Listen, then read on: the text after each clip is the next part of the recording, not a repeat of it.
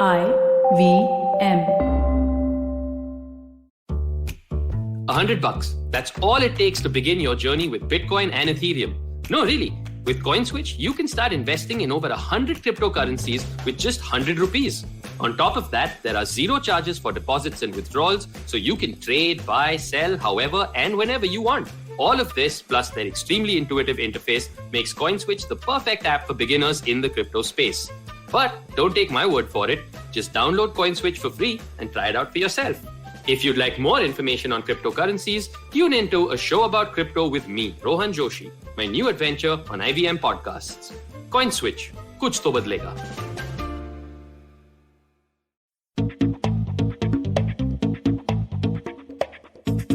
Brand experiences in a post-pandemic world have evolved far beyond the realms of physical and digital. In many ways, platforms like Facebook have facilitated the growth of different formats, different forms of interactivity to truly expand the consumer brand experience. This has made AR a mainstay and the opportunities beyond it, especially in commerce and shopping, into strong drivers of economic and digital transformation in the world around us. To dig a little deeper into this, on this week's episode of Advertising is Dead, I'm joined by Arun Srinivas, the Director and Head of Global Business Group at Facebook, and Sravanth Aluru, the founder and CEO of Avatar.me, the AR and AI platform. I'm Varun Dugirala, and this Advertising is Dead. Be right back with Arun and Sravanth. Modern advertising and AI go almost hand in hand. It's become so easy to track analytics from various different platforms because of artificial intelligence, and there's always a growing demand in the industry for talent that understands and can work with AI. Luckily, Intel's Digital Readiness Program is here to empower everyone with skill sets, mindsets, and tool sets to use in an AI-fueled world. So you can be ready to develop AI for sports if you want to as well. The Intel AI for Youth program is an initiative that guides today's youth to an understanding of AI, how it is designed and why it's important today. Intel's been working with the CBSE, Ministry of Education and the Government of India to empower today's youth to build social impact solutions while demystifying what AI is. How do you take advantage of this? Purchase an Intel Core-powered PC and you get free access to 80 plus hours of immersive and hands-on training about AI. On completion of the program, along with a certificate, you get access to AI toolsets to try to put what you've learned to good use. So don't wait. Log on to futurebanaowonderful.intel.com. Future Banao Wonderful by bringing home an Intel-powered PC. Welcome back to Advertising is Dead. We're having a very interesting chat today. We're going to talk to Arun and Sravanth about not just how the entire brand communication and the way brands are, brand experiences has evolved, but really deep dive into interactive formats, and we're going to be diving into AR. I don't know if you're going to talk about VR, but let's see where this conversation really flows and goes towards. Firstly, welcome both of you. Welcome to Advertising is Dead. Happy to have you here. Hey, thanks so much. Thanks so much, Varun. All a pleasure. I want to kick this off with Arun. Arun, I want to ask you that, especially over the last couple of years, as you've seen the scale to which brands have really increased their communication scape, right, on the digital space and especially social. What have you seen as larger trends that have really come about? So this is what's really kind of the shifts that have really happened. If you look at it from a broader sense, what have you kind of seen from your lens? Yeah, I think, firstly, obviously it's a tectonic shift, right? I think in some sense, the pandemic has forced business to really relook at how they will connect with their consumers, who are obviously have equally pivoted online, more out of necessity in the beginning of the lockdown, but then it slowly became a habit. So what we've seen is actually a lot more consumption, and this is borne out not just by our numbers, but even numbers that I think the leading telecom operators have released, in terms of gigabytes of data being consumed, right? So we've seen use cases equally on our platform where people have obviously come in on their social feeds, but gone on to commerce websites, for transactions to purchase everything from groceries initially and medicines, etc. during the lockdowns, to eventually during festivals. Even consuming lots of new clothes and electronics, etc. During the festive season. Interestingly, businesses obviously also found it very challenging in last year, same time in Diwali, to really figure out how do I get consumers to still, I'd say, get as real experiences as they could, in terms of real life like experiences on the internet. And they started leveraging technology significantly, be it, for example, traditional players like Maruti, Hyundai, etc., which leveraged AR technologies to really get consumers to experience new cars, without technically coming to the showrooms, because obviously people were far more hesitant same time around, right, with no vaccines in sight. To equally a Mintra, who used, again, the same for virtual tryouts at home. So the pandemic really was, obviously a tectonic shift in terms of how consumers both evolved and equally businesses evolved. Consumers obviously gravitated to the pandemic in hordes, right, to the internet during that time, because they were forced out of necessity during the lockdown to really shop for essentials like grocery and medicines. And obviously, with many more weeks and months of staying at home, working at home, they really had to conduct their lives, through the internet. So this was a significant shift to which I think, whether it's India or anywhere in the globe, I don't think anyone encountered this before. So we saw a lot of consumers, of course, in the early days, log in and get new downloads on marketplace websites, start browsing and shopping there. They were new to the internet, first-time shoppers, really, in the early stages. And subsequently, what happened was that this continued, even towards the end of the year, around the same time as the festive season, because there was no vaccine in sight, and obviously people were still reluctant to, really go out in the physical world and shop. So businesses equally now repivoted, interestingly at that time, to really say, how can I get consumers to experience my brands or my products, and almost, I'd say, in certain cases, reimagine the consumer journeys or the maps.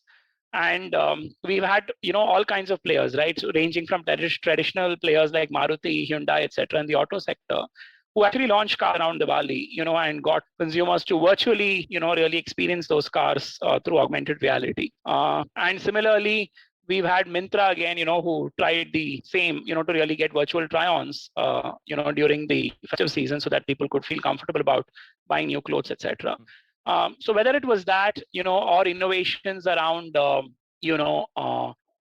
many businesses, traditional businesses, I'm saying, where, for example, we have large business houses today, right up from ITC, HUL, PNG, who've set up their own D2C, stores online, and imagine these are businesses that have millions of retail outlets, really distributing their products, but somewhere they felt that I need to really engage and talk directly to the consumer and, make sure that our products are available.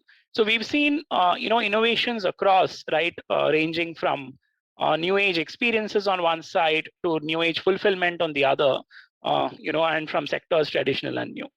So I think broadly, that's really what I'd say, was the story of 2020. And obviously the trends continue in 2021, right? It's like, even now we don't have the whole of corporate India still starting to work. There is obviously some sense of normalcy as life begins at schools and at, work. But what we notice is both in terms of users on the platform, users in terms of time spent on the platform, all these numbers are increasing month on month, which clearly tells, us that these trends are here to stay, and people are going to lead possibly, call it hybrid lives, or, if I were to look at the previous life as a reference point, or maybe this is really how digital has really been accelerated and heralded, into 2021. And in some sense, as many people say, India has leaped maybe 5 years in a year. And that's really, coming true on our platforms.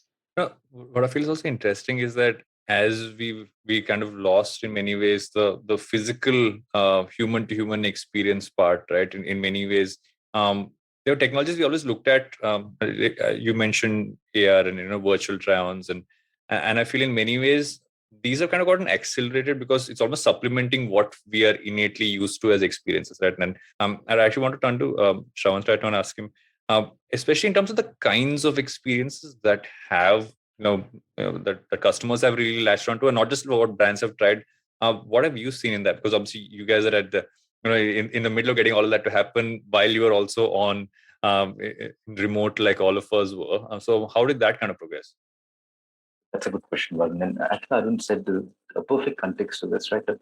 In fact, just to draw an analogy to what Arun was saying before getting into the actual consumer behavior, if you look at China and you look at the SARS event, right, there were a couple of geography-specific lockdowns that happened in China in early 2000s.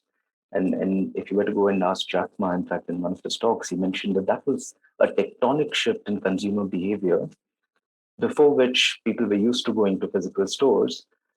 During the lockdown, they were forced to be transacting digitally, and subsequent to the lockdown, the consumer behavior reset permanently. And that's the power of convenience. That's the power of technology that Facebook, like a platform, for example, the platform network effect that Facebook brings to the table. I think, Varun, that's kind of happened to India, I would say, with COVID. We are seeing this globally. We also work in US, for example, where we're seeing similar demographic shifts where consumers, given they were forced at home, have started to look at technologies which could bridge their online-offline experience gap. Right? They're used to the experience. They like the experience of physical shopping, but they're now trying to look for something similar that would bring them close to that experience. And which is where I think, to Arun's point, we've seen both traditional and digital native brands shifting in their digital transformation focus from erstwhile physical experiences into these digitally influenced or digital commerce initiatives, right? And AR fits in really well because AR is like literally bridging the gap of that experience. So we found ourselves to be in that sweet spot. From a humanitarian perspective, it's been a great loss, unfortunately. But what's happened in the process is we've all become more digital savvy, and we've seen a significant increase in both AR consumers in terms of penetration. Equally, we've seen a lot of consumers actually shift in terms of their own sophistication, their behaviors. Today, for example, in the US, we're seeing 100 million shoppers who are using AR to shop.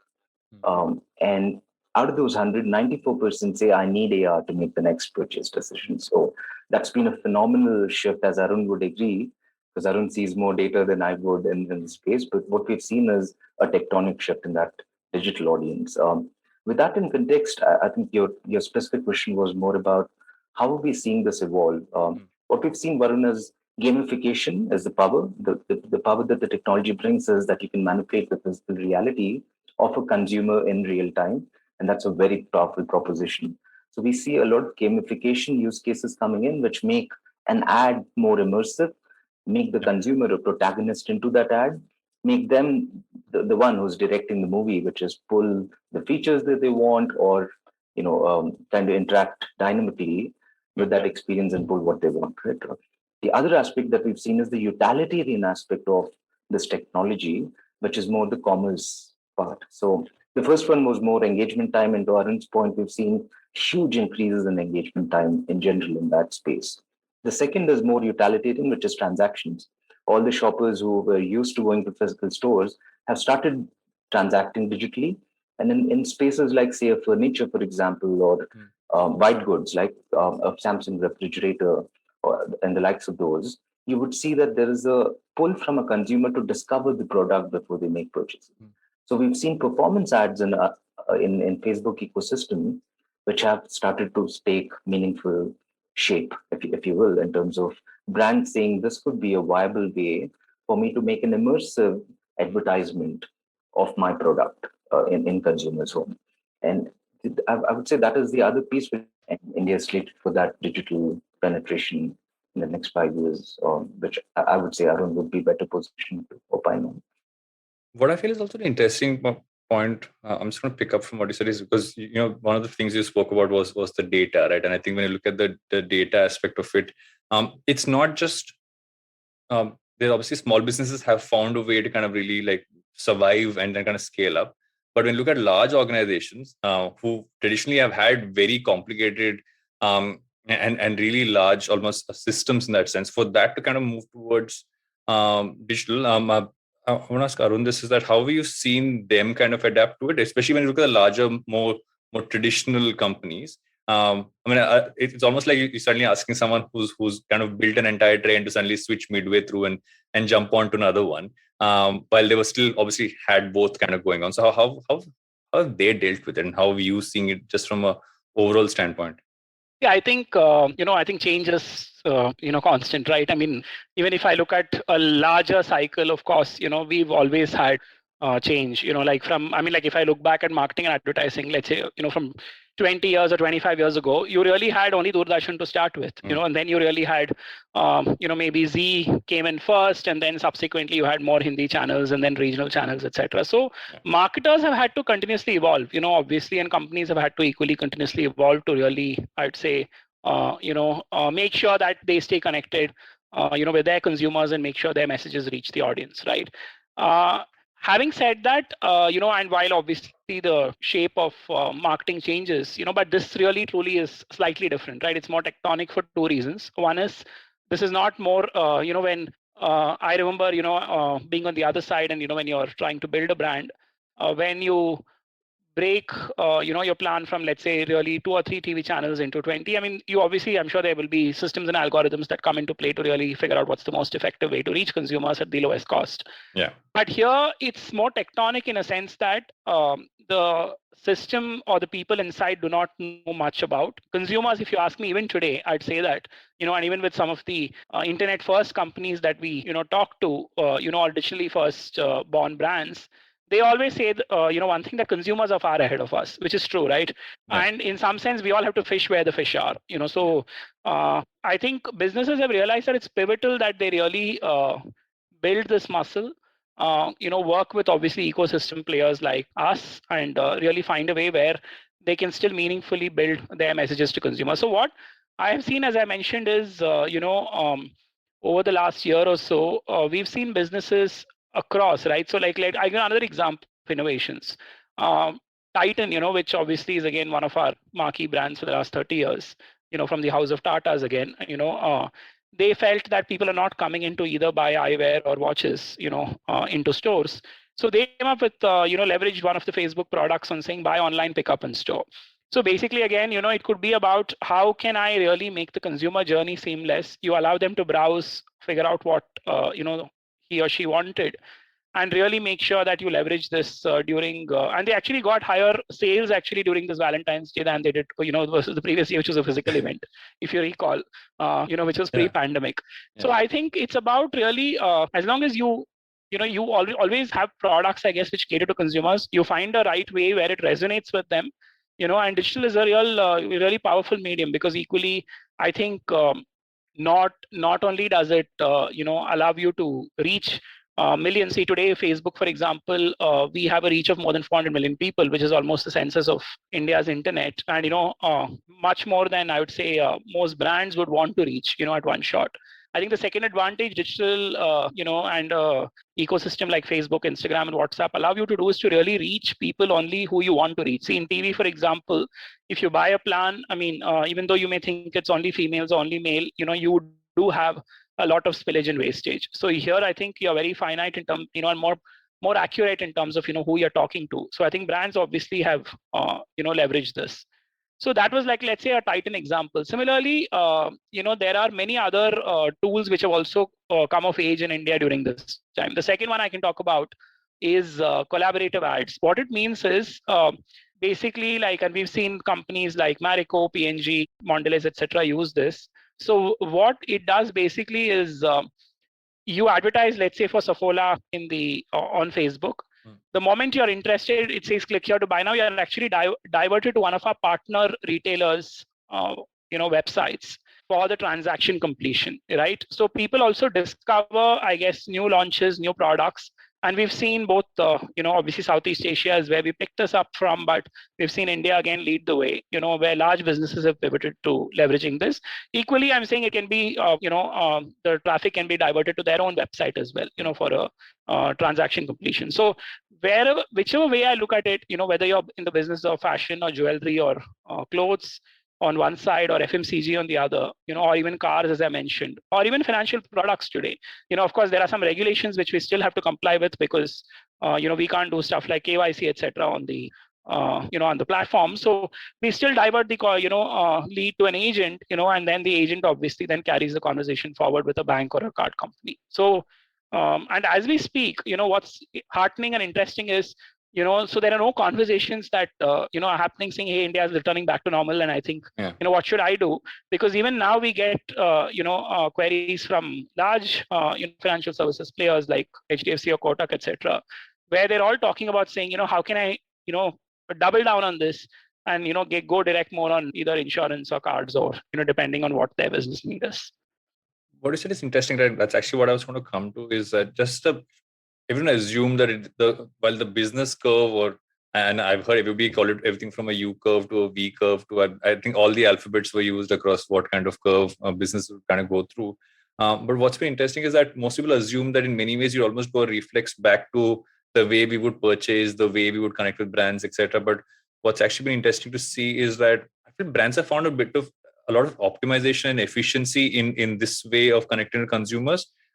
What I think would be interesting also kind of look at is saying, what are the kind of pieces that have really stood out as, okay, consumers really seem to be interacting well with this. Like, I remember when I was just doing a bit of read up before this, I remember seeing this one piece that a large number of people are finding AR to be one of the most fun ways to really interact with brands, right? That like, and in a weird way, I think most technologies, we tap into them with stuff that seems silly at first, and then it kind of seeps into just being everywhere in that sense. So look at AR specifically, because everybody obviously spoke about VR and everything else that was coming, but AR really kind of becomes seamlessly a part of our lives.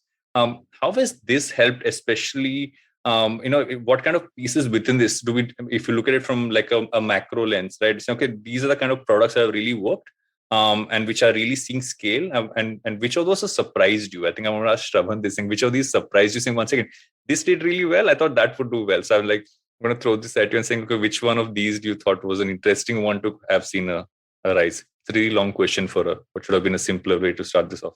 I must say, but a very smart question.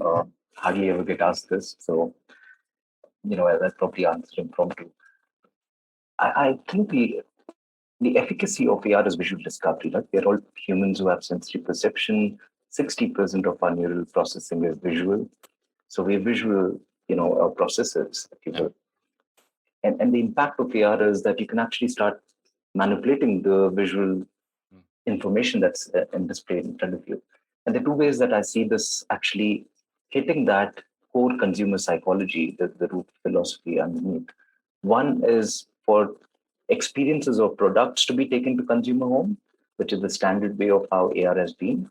But equally, we've partnered with Facebook to do some very innovative stuff of taking consumers into, say, a virtual auto expo, right? To take the cars example that Arun was talking about.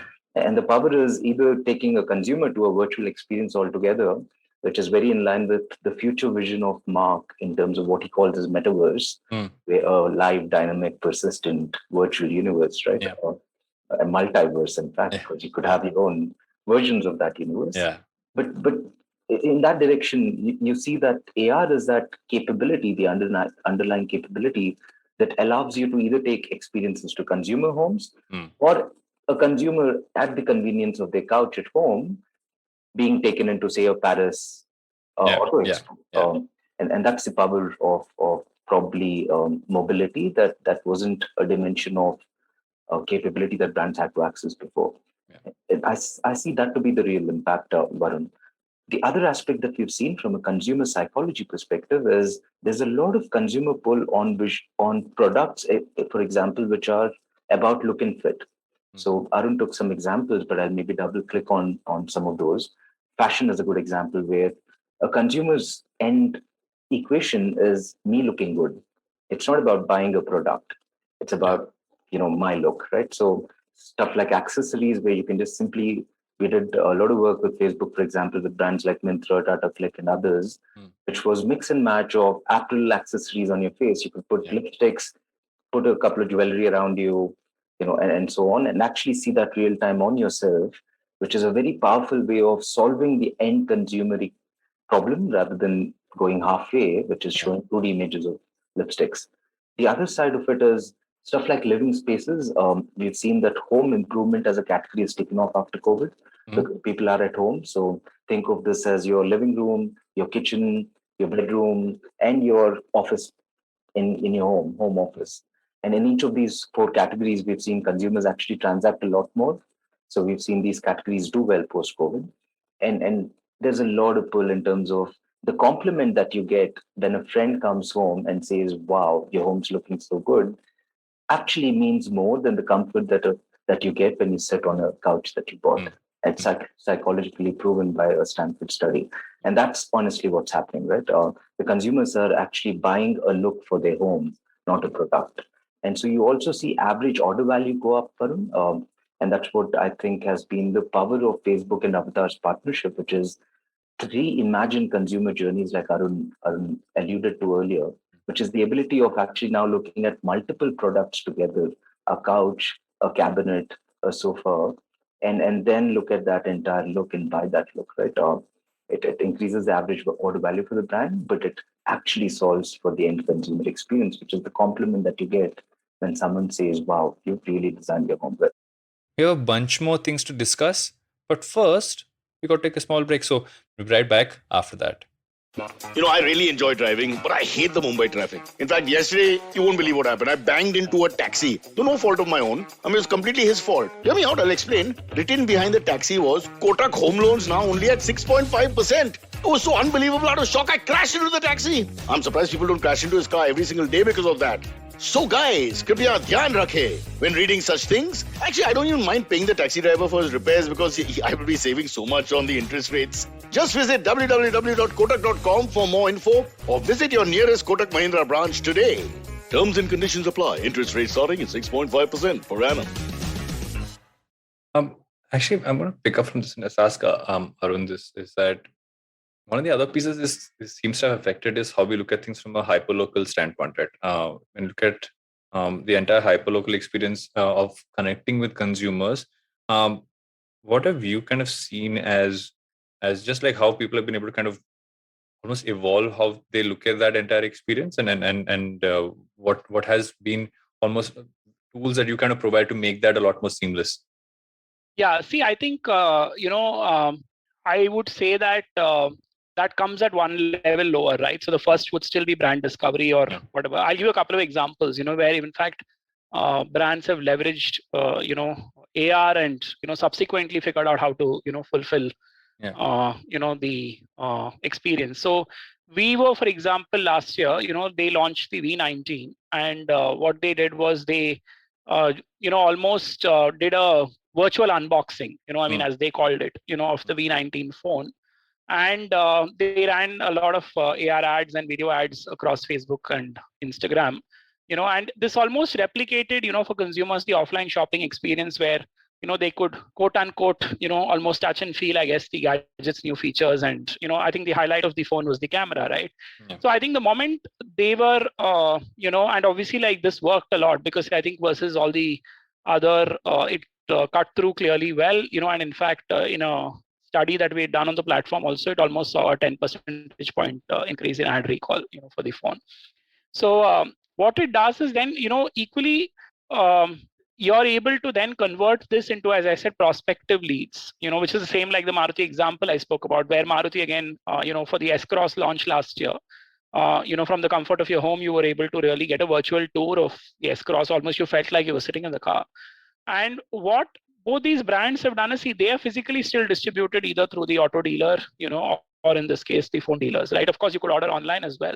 But for many of the ranges, for all these smartphones, for example, whether it's Samsung, Vivo, or Oppo, they also have very specific variants of brands which largely sell only through, I'd say, local distribution network and dealers. So what the brands then do is, whether it's a video ad in, case one, or AR ad like the Vivo example, you're also able to route it to saying, would you like the nearest dealer to contact you? And if you're able to, obviously, if you've already allowed user permissions to share location, so you're able to then figure out how to carry the lead forward, in order to fulfill the order. Or similarly, as Maruti rightly put it, barring the test drive and really the transaction payment, everything else should be virtual.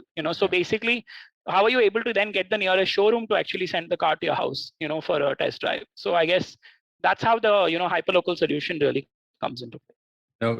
When you were saying that, when we pick up the stuff which you can actually still do physically versus everything that's kind of moved there, I'm reminded of something I was watching today about. It said that the only experiences left to be digitized is actually us tasting food. Like that's the only thing we haven't been able to figure out, almost an AR version of that to kind of do. I don't know if Shravanth's planned some way for us to get that as well. And that actually brings me to a point, right, is that as we've seen this shift, we've also at some point seen the acceleration of things which we almost said will happen, let's say 5-10 years down the line, technologies that would be adopted and brought in. So I don't I wouldn't say what's next, but really what's already around the corner is I think a better way to ask is, Sravanth, what are you seeing as pieces that are already, you're seeing that, okay, this is going to be adopted in the next year or two, not even like, we're not talking 5-10 years anymore. I think that time has passed. So what are those areas? Well, and I think a lot of credit to Facebook to start with, because Mark has been maybe the founder of the art for all practical purposes, if you were to think of it that way. But the metaverse evolution is real. Today, we are seeing what I call as 2.5D, which is you're able to get 6 degrees of freedom on a flat screen called mobile, right? The screen is still flat, and so it's 2D. What the evolution that I see happening, from a hardware perspective, is a variable which is going to superimpose your virtual reality into your physical reality, and it will be true life size 3D. And at that point, all the content today, images, videos, are irrelevant because you can't serve them in a true life size spatial world. I think in the next decade, that evolution's a certain reality, given the billions of dollars that all the tech giants have been investing in this race of viewing this as likely the next computing platform. And maybe I'll just hit on that piece to just set the context for you, Varun. See, the effect of this is that you would likely tomorrow, as a salesman, sit in a sales room and be able to see the name of every person in the room right behind them, along with their LinkedIn bio, which you can just literally tap. And this is your own world. No one else realizes that you're seeing this, right? Yeah. So this makes a person superhuman in various different use cases. Imagine me sitting with my wife, throwing a 90-inch theater that we only see, only the two of us get to see, and have sharing a movie with her. Imagine me then dropping a computer laptop on my off screen of my preference, and then start working on it, which only I see, my wife doesn't. So the ability to now start creating these worlds of your own within the world that we share is very powerful.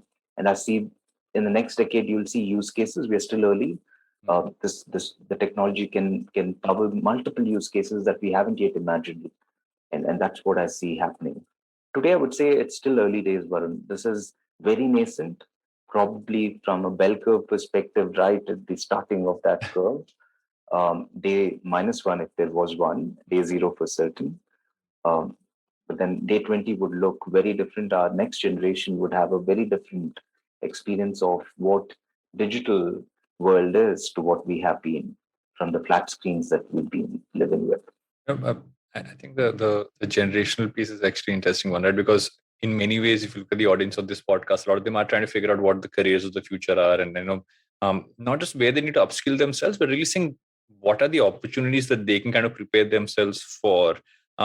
Actually, I won't ask both of you this question, but I want to start off with Arun and saying that what are you seeing, especially on all sides, as careers that in many ways will be a core part of, let's say, everything from marketing teams to to brand teams and beyond that, aren't necessarily or rather weren't necessarily on the radar even like till about 2 odd years ago, which is now like, okay, we need to have people specializing in X, Y, and Z, or someone who can have knowledge of these. What kind of careers are you seeing? Yeah, I think personally, I mean, it's an exciting time. I think like none other, right? I'll just give you an example. If I were to draw a parallel from the past and what I see the future, so let's say in a category like tea, typically, a film gets made maybe once a year, on a brand. You air the same asset, and this is a monthly purchase category, right? So, the large brands, I'm saying from Unilever, Tata, etc., would air these ads, typically during the monthly purchase cycle between, let's assume 30th and 10th, or through the month at different rates. And you normally don't refresh the brand position or even the creative rendition, for once a year. In categories like skin, for example, where it's a very far more competed for space, like, on the beauty side, right? Both on hair and skin. Yeah. The life of the assets used to be 3 months, or 6 months maybe. You still have to keep, coming with new reasons for consumers or new renditions of consumers, before the asset starts to decay, as we used to call them. I think marketing, like from there, firstly, if I take the creative angle, let me start with there. We are living in a far more dynamic world. What I mean by this is today we have the opportunity for the same tea brand and the same skin brand to actually send a different creative to each of us. So that, we are turned on by that, as the brand, in terms of, maybe, for example, somebody might respond to it more emotively. Somebody may respond to it more on the benefits or, rational cues, or equally somebody may respond to what price, etc., as a stimulus is. So I think data analytics exists today, right, on platforms like Facebook, where you can finally cohort to really say, which are your audiences for each of these, let's say, strands. And the opportunity today exists actually where you can send different creatives to different people, but I'm not sure how many companies use it, because we're still, I'd say the evolution curve has not been rapid, right? As I mentioned, the audiences are, well ahead of companies in most of these cases. And ironically, if you look at the life cycle of marketing and, with the whole agency ecosystem, etc., they will come with 30 scripts, 20 scripts. I mean, it's an agency's, really dream to get, as many points of view out there. But I think because of budgetary constraints, because of obviously you want to shoot a fine film in beautiful aesthetic light, etc., and really put it out there, obviously marketers choose one, and maybe if you're a really rich brand, you might choose two or three. Today, frankly, you can do 25, as long as you find a cost efficient model, and there are brands already doing it, because see, for the brands that are digitally born first, they're not coming from the TV first world, and really what do I need to say to my consumer? So for example, if I look at many of the digital first brands, be it Mama Earth, for example, on one side, or many tea and coffee startups in the digital space, they actually are trying to send you different flavors and different ranges based on what you bought, because all that data exists. So firstly, I think the creative ecosystem will thrive, and therefore, it's important for marketers to really now figure out saying, how can I really exploit this? The second is, I think marketing, therefore, which always was the case. I wouldn't say it was never. But I think this is a debate that we've all had often in various companies. But I always think it's a science, and it's going to be even more data oriented than ever before. Because a lot of functions, especially in corporates, think of this as a quote unquote a very creative medium, and not really rooted in data and science. But frankly, data is the only thing that's going to really rule the internet, right? So you will have to justify really over time, on saying, why are you deploying, let's assume, 5 sets of campaigns this time around in the month of September to each cohort? What did each of them give you as ROI, and what is our learning from there, and how do you evolve? So I think personally, I believe that this is really going to be the age of marketing, because the tools exist, and as long as people hone their skills around these, there'll be no looking back, right? And the other thing which is great news, especially for younger folks, is this is not a skill that resides with someone who is 15 or 20 years experience, etc., right? So I think even I noticed, even in our own ecosystem, where we have people who really spend 4 or 5 years in the digital ecosystem, because this is also changing every day. What India's penetration and the adoption of let's say Facebook itself was 5 years ago is very different from what it is today. So I think so time is really not the ruler here, but I think how deep you can really go on skill will really prove to be the I guess a winning combination. As someone who's worked in the production side on the agency system for a while now, I've not heard as much talk about repurposing and automation and technology allowing you to create multiple pieces and in I'm saying double digits and more, as I've heard in the last 2 years of just trying to figure this one out. So I totally agree that the ability to just create so much more is finally there, and it's just that I think it's a mindset shift, right? You're not shooting 50 pieces, you just in a sense that you're shooting one with the thought that it is going to become 50 pieces or 100 pieces in that sense. So I totally agree with that part. That's like a big need gap in the market right now. I'm going to come to Sravanth, and I'm going to ask you the same question, saying, what are you seeing as exciting, not just things to kind of know about and get some level of understanding on, but also like careers which like will you have a dedicated AR person, AR specialist in every marketing team going ahead, because you got to make shopping happen. So I'm going to let you answer that one. Yeah. No, I think see the power of AI and computer vision in the conferences is going to change the world as we see it. So I'll maybe focus on the technology side, given Arun gave a great answer on the business stuff to follow that for sure. But from a technology perspective, I think these are spaces which have a lot of power, right? If you think of analogy, AI is maybe equal to the human brain. Computer vision and the camera together is equal to a human eye.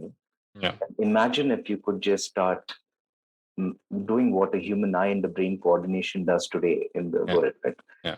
Probably drives 60% of what we do anyways. And that's the power. And there's so many billions of cameras all over, and the power of them tapping them. And that's a space that I think is going to be a prized capability. I don't think of AI negatively. I don't think that's going to be a job employment problem in the near term, because it's not even close to, it's specific UI, right? It's narrow UI use cases where AI beats human capabilities. But in terms of the fuzziness that our human brain brings to the table, there's no correlation. So leveraging AI to take off the grunt work that humans do while humans do the better side of the job is how I see the power to be playing out, right?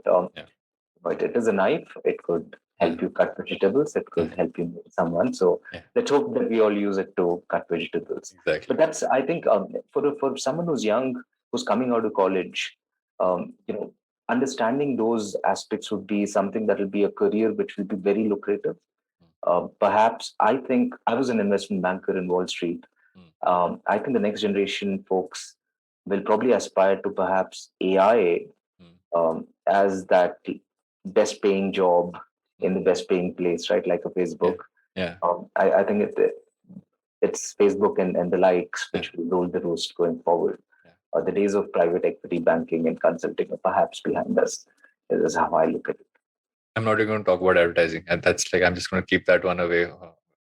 Yeah. But towards the end of every episode, I ask my guests a series of questions. It's always tougher when there are two guests because one always has more time to think. So I'm going to flip this one to the other. This has nothing to do with what we just spoken about, nothing about work. In many ways, the questions have stayed the same over the episodes, but it's always interesting to kind of get a little bit more about the guest than the work aspect of it. So the first one is actually, what do you spend a lot of time doing beyond work that people would be surprised to know? One second, you spend a lot of time focusing on that, whatever that might be. So what is that? What is that for you? If that sounded weird enough, I'm going to start with Arun. I'm going to put you in the spot and ask you that first, and then I'm going to go to Sravanth on this one. Oh, a lot of OTT content. So I think the answer is quite simple. Yeah, so binging on, I guess, everything from Netflix to Prime to Woot to whatever else. Yeah. I think we've all streamed way too much content over the last couple of years, and I think there's no turning back on that front as well. What about you, Shravan? What do you spend a lot of time doing outside of or what we all call work? No, I in that sense, I thank COVID. I used to be on a flight most of the time, so I feel grounded. For me, that's been with my daughter. I have a 2.5-year-old girl, and it's funny to see her appreciate small bubbles the way she does and appreciate life the way she does. And I think it's been probably the biggest impact on me, and how I've lost touch with life the way I probably did when I was her age. So that's been my part-time job, while Avatar's been my full-time. I totally. I have a 4-year-old, so I totally get what you mean. The last 2 years has been interesting to kind of see how certain things which we've always, I think all of us took for granted, how we just totally realize there's an entire generation who haven't, her only experience with school has been on the iPad so far, right? For 2 years now, which is sad to say the least, but I'm guessing they have found ways to enjoy it, which I never thought they would.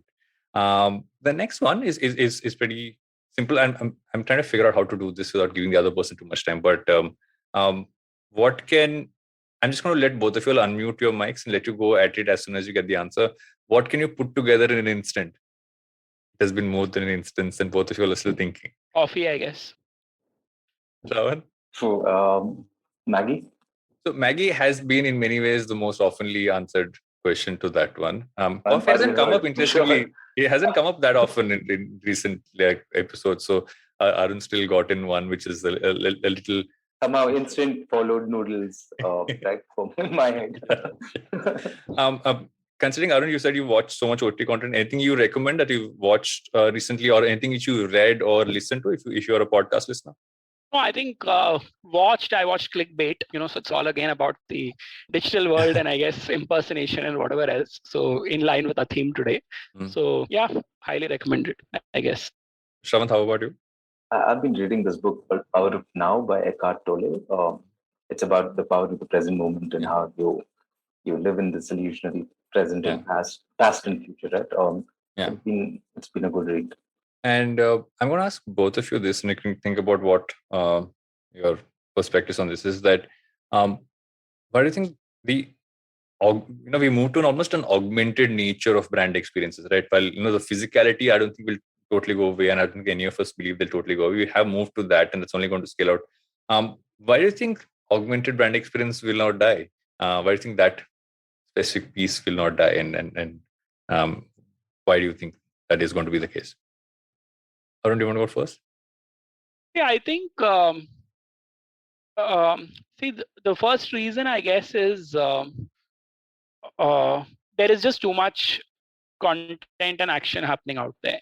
So if I were to just give an anecdote, right, like Reels, for example, we launched last year. Today, within a year, in India, more than 7 million reels are being produced every day. And imagine the volume of content and the space that it occupies, right? Yeah. So, and in all the languages, so you can imagine it's no longer a domain of just Hindi or English first, right? We have reels in all kinds of languages with all kinds of music.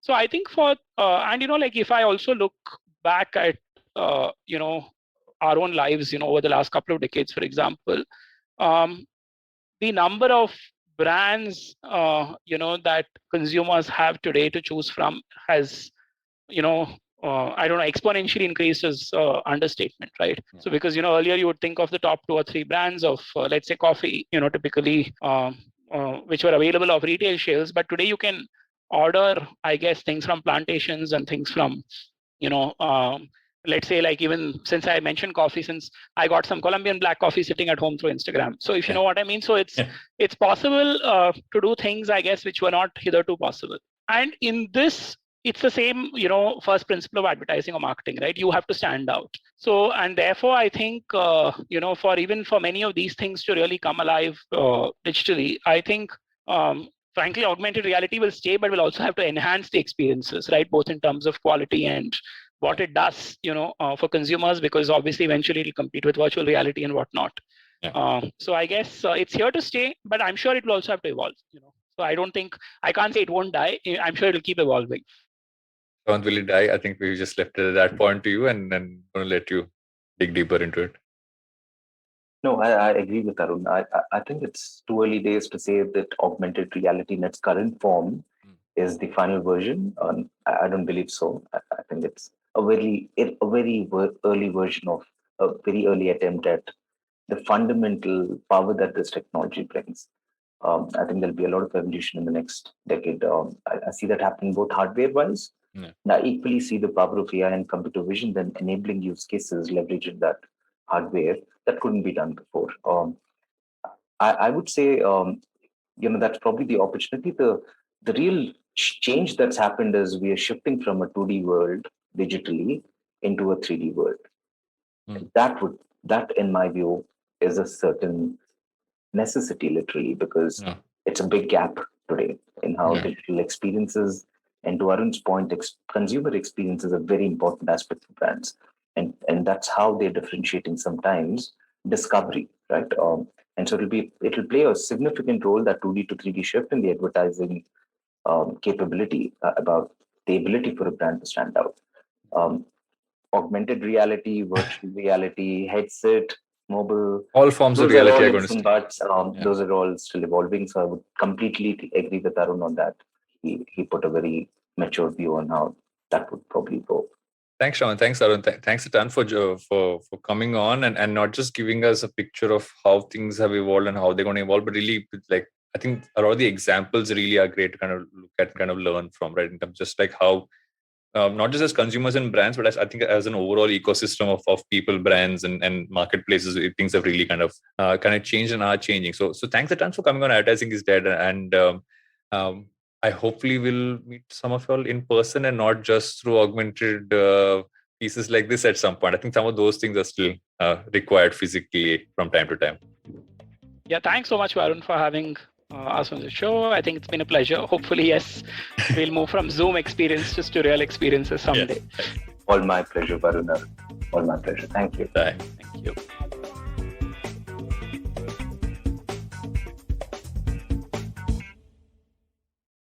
Hey everybody, it's been a great week on the IBM Podcast Network. On the Storytellers and Storysellers podcast, Vineet talks to the youngest gaming creator, Ujjwal Chaurasia. He shares his content strategy and how he went from his first 1,000 subscribers to 20 million on YouTube. On Simplify, Shriketh is back after 2 years in Kuala Lumpur. The gang ask him about the differences between the two countries, work-wise, culture-wise, and infrastructure-wise. On the Edges and Sledges Cricket podcast, Varun, DJ, and Ashwin discuss CSK winning its 4th IPL title, the beginning of the T20 World Cup, and India's squad. Monica Halan has a new book, Let's Talk Money. You've worked hard for it, now make it work for you. She joins Anupam on Pesa Vesa and they discuss the ins and outs of the book. And on All Things Policy, Aditya Parikh talks to Serbian journalist and geopolitical analyst Nikola Mikovic about the impending hostilities between Serbia and Kosovo. Do follow us on social media. We're IVM Podcast on Twitter, Facebook, Instagram, and LinkedIn. And remember, if you're enjoying this show or any of other shows for that matter, please do tell a friend. And finally, we'd like to thank our sponsors this week, Cred, Bank of Baroda, Quarter, CoinSwitch, Kuber, Slay Coffee, Intel, Kotak Mahindra Bank, and Oxfam India. Thank you so much for making this possible. Habits? Routines? How exactly do they help us get better? Well, to simplify it for you, tune in to the Habit Coach podcast. I am Ashton Doctor and I'm going to be here to help you get better daily with some simple, easy to do habits that you can easily adapt to your life. So tune in to the Habit Coach podcast from Monday to Friday because I believe that awesome lives start with awesome habits.